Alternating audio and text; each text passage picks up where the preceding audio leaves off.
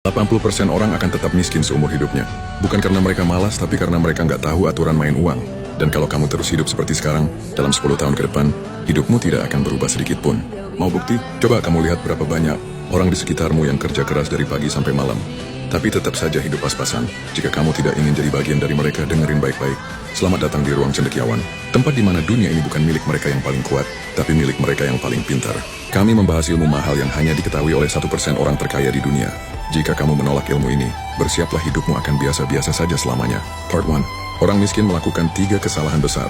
Mereka menukar waktu dengan uang. Mereka berpikir semakin keras bekerja, semakin kaya mereka. Salah. Kalau kerja keras bisa bikin kaya, kenapa tukang bangunan nggak jadi miliarder? Mereka tidak memahami leverage. Orang kaya tidak bekerja sendirian. Mereka menggunakan waktu, uang, dan tenaga orang lain untuk membangun kekayaan. Orang miskin tidak mengerti cara kerja uang. Mereka hanya tahu kerja, gajian, bayar tagihan, ulangi.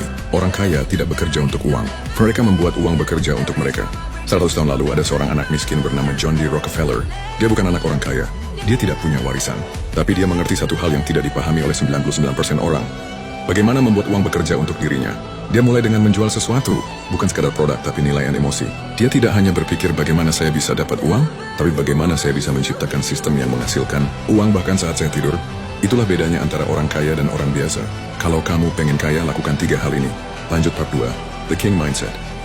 Membahas ilmu yang hanya diketahui kalangan atas dan ilmu dari buku-buku langka yang tidak bisa kamu temukan di sembarang tempat. Jika kamu follow akun ini, selamat. Kamu telah menjadi bagian dari Ruang Cendekiawan. Tempat di mana hanya sedikit orang yang memahami rahasia kesuksesan sejati. Tapi jika tidak, itu artinya kamu memilih tetap di tempatmu sekarang.